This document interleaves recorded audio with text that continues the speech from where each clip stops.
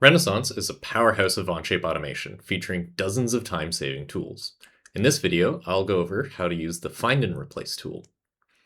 I have a sample document where last year's design has been used as a template, but the old design metadata is still everywhere, and I want to update it. Start by opening Renaissance, and I'm going to find the Find and Replace tool. I have two options. I can operate within my current tab or all tabs in my document. Next, I'm going to select which areas of metadata I want to search through. I have the option of part names, descriptions, part numbers, tab names, and feature names.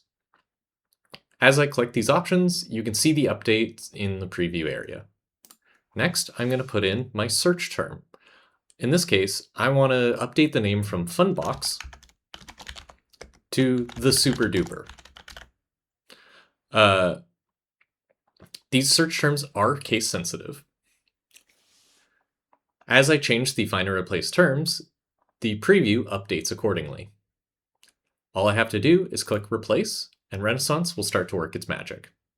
Depending on the number of tabs and the replacement targets, this operation could take a few minutes to complete. But you don't have to wait, or even keep Renaissance open. It will work while it's closed.